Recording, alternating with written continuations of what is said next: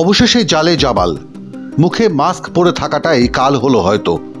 সন্দেহ হওয়ায় পুলিশ তাকে চ্যালেঞ্জ করে, প্রথমে জিজ্ঞাসাবাদের জন্য আটক করে, পরে গ্রেফতার। পুলিশের দাবি, ৬২ হাইওয়ে থেকে সোনারপুর আসার রাস্তায় চন্দনেশ্বরে জামালকে গ্রেফতার করেছে পুলিশ। জামালটা তো অ্যারেস্ট হলো আজকে, ঠিক আছে।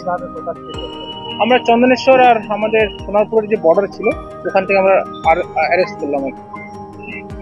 তারপরে এবার তদন্ত হবে, ওকে মানে পিসিতে নিয়ে এসে দেখি সব বেরোবে। যারা এটা করেছে তারা তাদের বিরুদ্ধে হাইকোর্টে মামলা করেছি। যারা বাইট দিয়েছিল তাদের বিরুদ্ধে 62/24 হাইকোর্টে মামলা করেছি। সরকারি জায়গার উপর তারা সবাই বাড়ি করে বসে আছে, তার প্রতিশোধ নেওয়ার জন্য আমাকে ফাঁসানো হয়েছে। এটা ঠিক আছে। আপনি কি সালিশি সভা বসাতেন? এটা সম্পূর্ণ চক্রান্ত করে আমাকে ফাঁসানো হয়েছে, সম্পূর্ণ চক্রান্ত। মহিলাও তো অভিযোগ করছে।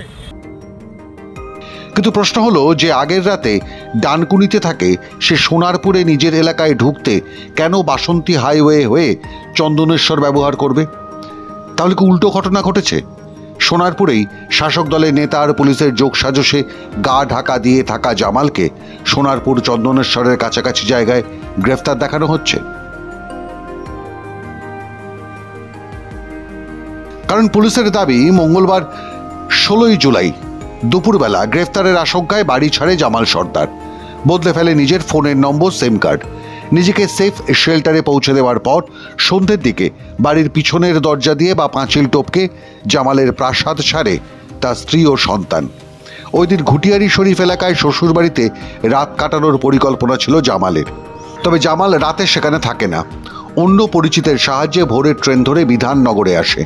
সেখানে এক পরিচিতের সঙ্গে যোগাযোগ করে। কে সে পরিচিত? কেন জামাল তার পরিচিতের সঙ্গে যোগাযোগ করতে চাইবে? কারণটা সহজ, পুলিশ যাতে নিষ্ক্রিয় থাকে, যাতে সে ধরা না পড়ে, তার ব্যবস্থা করতে। তাহলে যে প্রশ্নটা সামনে আসে তা হলো, জামালের এই পরিচিত আসলে কে? যার সঙ্গে রাজনীতি বা পুলিশ অথবা দুজনের সঙ্গেই যোগাযোগ আছে?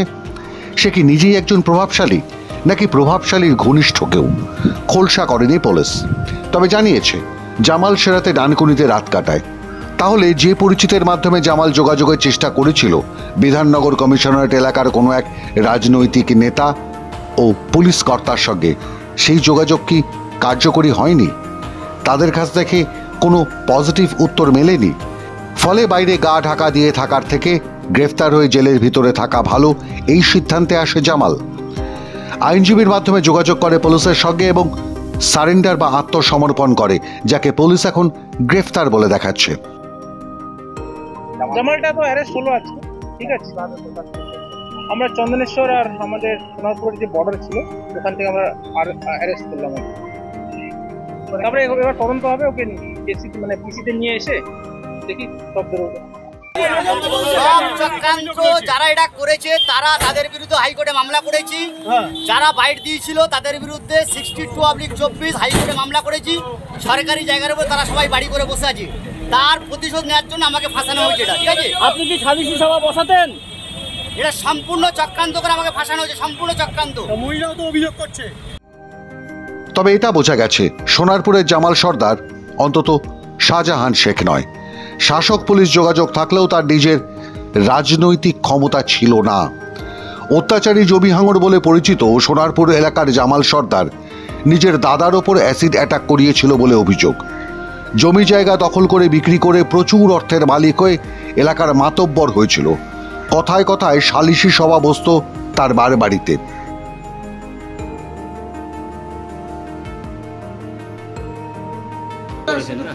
অভিযোগ করেছে, তা কি হয়েছে? ও ওনার ডেকে আনুন, ঠিক আছে।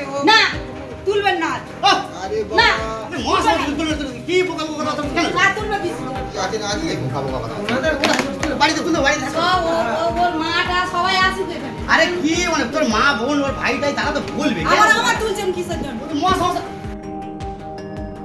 সোনারপুর প্রতাপগড় পঞ্চায়েতের সাঙ্গুর গ্রামে তার প্রাসাদ দেখে অনেকেরই চোখ কপালে, কি নেই সেখানে। আর এই সব কিছুই হয়েছে এইভাবে। যে আমার একটা জমি 2 বছর ধরে নিয়ে জামাল সর্দার, ঠিক আছে। ও বলতে যাচ্ছি ও মারতে আসছে। গত পরশু দিনকে আমিন এসেছিল, আমিনের সামনে বিশাল গণ্ডগোল হয়েছে। হওয়ার পরে তো আমার একটা আত্মীয় ছিল পিসিমা, সে বিয়ালারা থাকে, আমার অসুস্থ, সেই জমিটা বলছে কোনোদিন ছাড়ছে না। অথবা আমি গেছি বলতে আমার মারতে এসেছিলো দল বল নিয়ে। কতটা জমি? 10 কাঠা জমি। কে নিয়েছে বললেন? জামাল সর্দার, মানে এই যে জামালের কথা বলছি আর কি, ঠিক আছে। আপনাদের জমির কাগজপত্র সব আছে? সব কাগজ সব দেখাতে পারবো, ঠিক আছে। এখানে জামালের একটা দলবল আছে, সেই টিমটা ওর কথা শোনে, ঠিক আছে। ওইখানে দাফিয়ে বেড়ায়, ঠিক শেষ সাজানো, দ্বিতীয় সাজানে, বুঝলেন তো। ও দেখবে বাড়ি ঘর করেছে কিংবা 6-8 লোক ধরে রেখেছে, মানে কী হারে কী করছে না খেটে, ওদের টাকা আসছে শুধু মোস্তানি। কিন্তু সবকিছু থাকলেও জামালের কামাল আর করা হলো না, কারণ শ্বশুরবাড়িতে ওই ফোন কল। পুলিশের দাবি নিজের সিম বদলে ফেললেও বউ বা শ্বশুরবাড়ির নম্বর বা সিম বদল হয়নি। পুলিশি সার্ভিলেন্সে তারা ছিলেন, ফলে সেই ফোন কল ট্র্যাক করেই নাকি পুলিশ খবর পায়। চক্রান্ত যারা এটা করেছে তারা তাদের বিরুদ্ধে হাইকোর্টে মামলা করেছি। যারা বাইট দিয়েছিল তাদের বিরুদ্ধে 62/24 হাইকোর্টে মামলা করেছি। সরকারি জায়গার উপর তারা সবাই বাড়ি করে বসে আছে, তার প্রতিশোধ নেওয়ার জন্য আমাকে ফাঁসানো হয়েছে। এটা ঠিক আছে। আপনি কি সালিশি সভা বসাতেন? এটা সম্পূর্ণ চক্রান্ত করে আমাকে ফাঁসানো হয়েছে, সম্পূর্ণ চক্রান্ত। মহিলাও তো অভিযোগ করছে।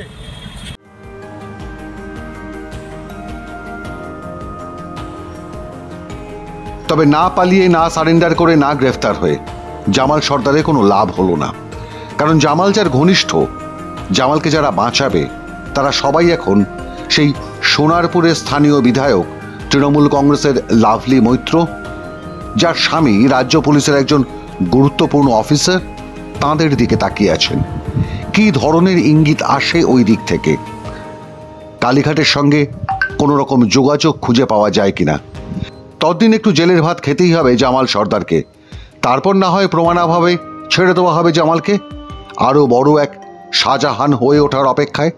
কারণ 26-এর বিধানসভা নির্বাচন তো এদের কাঁধ দিয়েই পার করাতে হবে শাসক দলকে। মাধ্যম ব্যুরো রিপোর্ট।